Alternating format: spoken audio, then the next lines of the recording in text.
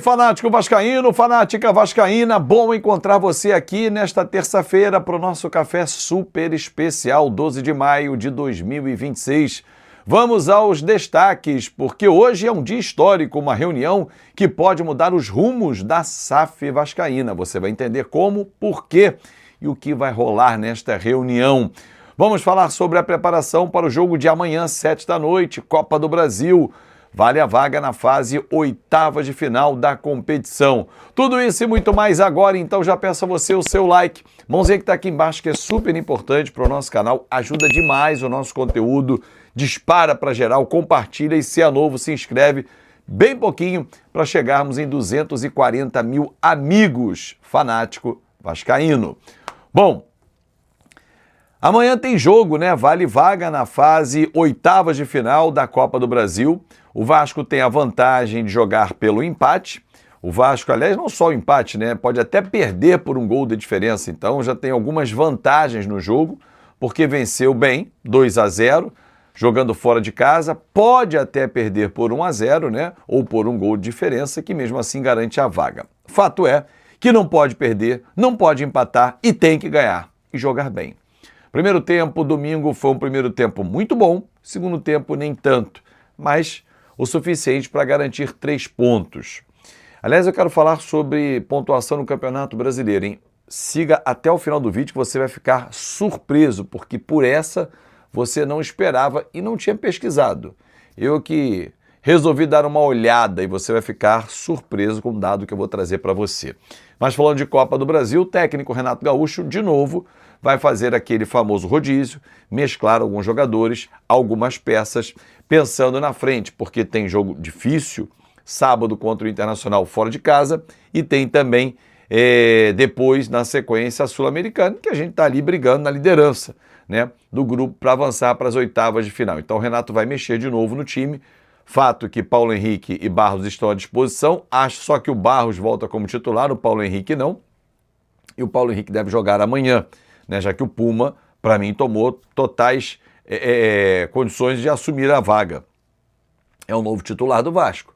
Toda vez que entra bem, e domingo não foi diferente, fez uma baita partida, inclusive, talvez o melhor em campo, né, ao lado do Thiago Mendes e do Léo Jardim. Os três foram os melhores no último domingo.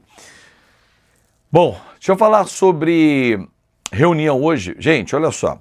Vai rolar hoje uma reunião à noite, eu espero que mude, mas a Vasco TV não vai transmitir essa reunião, o que é uma pena, até para dar publicidade ao que vai ser discutido e para mostrar quem é quem no cenário político do Vasco da Gama. Muitas discussões em pauta, a reforma do Estatuto é um passo importante para mudanças drásticas dentro do Vasco, só que a discussão não pode ficar enclausurada, fechada num castelo, ela tem que abrir. E o torcedor vascaíno tem o direito de conhecer as decisões que serão tomadas por até 300 pessoas. Isso é um absurdo. Milhões de torcedores vão ter o seu destino nas mãos de 300 pessoas. E não vão os 300, então menos do que isso. O que estará em discussão? Quarentena da SAF. O que é a quarentena, torcedor? Quando foi criada a SAF, a Sociedade Anônima do Futebol, a empresa do Vasco da Gama, foi criada uma quarentena para que quem estivesse negociando o contrato, quem estava participando de toda a negociação, não pudesse assumir cargos executivos na SAF, ou seja, cargos remunerados, né? E aí tem um prazo de 5 anos.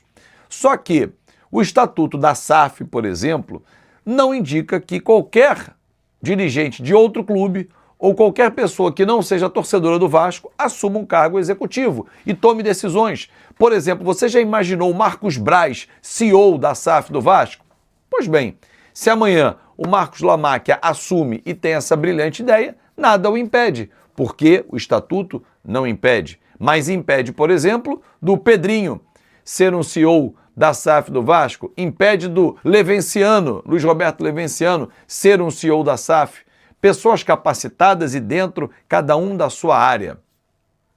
Então, assim, a discussão precisa ser colocada à mesa, as informações precisam ser claras e não pode ter debate político nesse tema. Esse é um tema em que o Vasco tem que estar soberano em primeiro lugar. Por que que não vamos aprovar o fim da quarentena? Por isso, com argumentos inteligentes e não com discussões políticas ou picuinhas. Por que que eu proponho, e a proposta veio do grupo do Luiz Roberto Levenciano, o fim da quarentena? Por isso. Os argumentos precisam ser claros e ótimos para o Vasco da Gama. Não ótimo para o Pedrinho, para o Levenciano, para o Júlio Brandt, para o Edmundo, para nenhum outro artista político. Citei alguns apenas, porque são nomes mais famosos.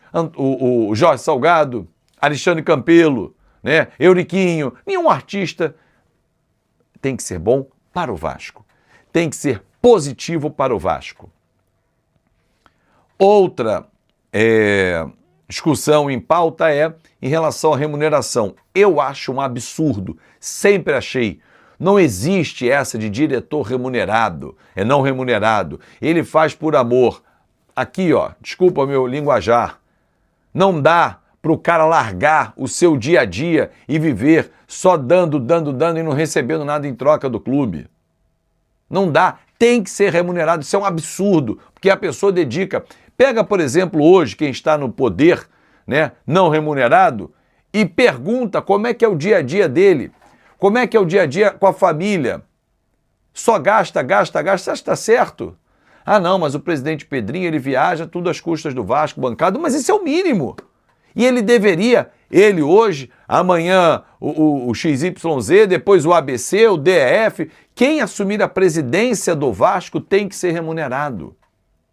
Claro que se estabelece um teto, e a discussão passa muito por isso, né? Tem que estar dentro do orçamento.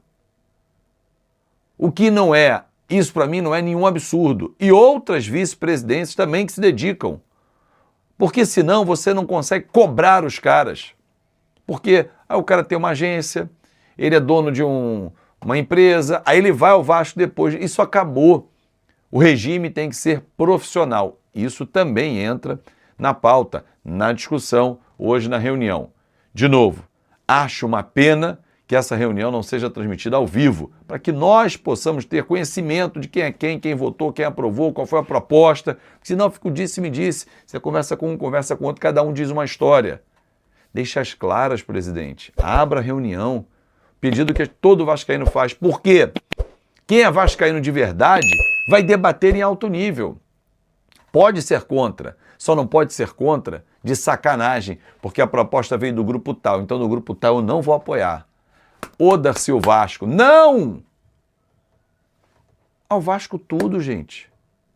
Nós temos que brigar pelo Vasco e não brigar contra o Vasco e dentro do Vasco. A política, infelizmente, há alguns anos afasta pessoas de bem. E nós vamos ficar nessa. Que essa reunião traga bons frutos, que essa reunião traga novidades positivas e propostas inteligentes.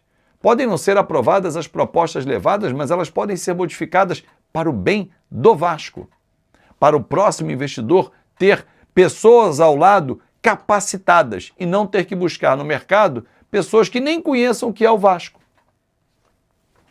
É para pensar, torcedor. Mas, infelizmente, me parece que essa reunião não será transmitida. Para fechar com você, você sabia que no ano passado, na temporada 2025, o final do primeiro turno, 19 rodadas, o Vasco fez apenas 19 pontos? Pois é, o Vasco fez em 15 jogos mais do que fez no ano passado inteiro no primeiro turno, ou seja, ainda faltam 4 rodadas.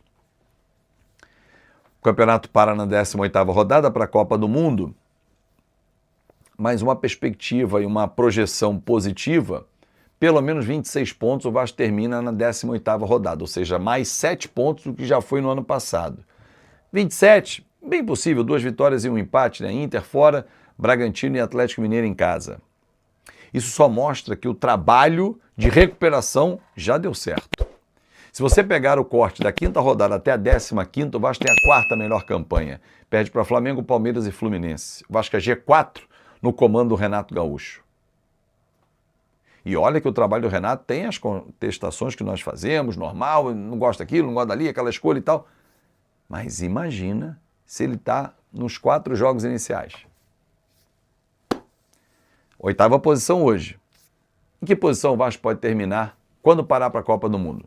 Escreve aqui que eu quero ler também. Forte abraço, uma excelente terça-feira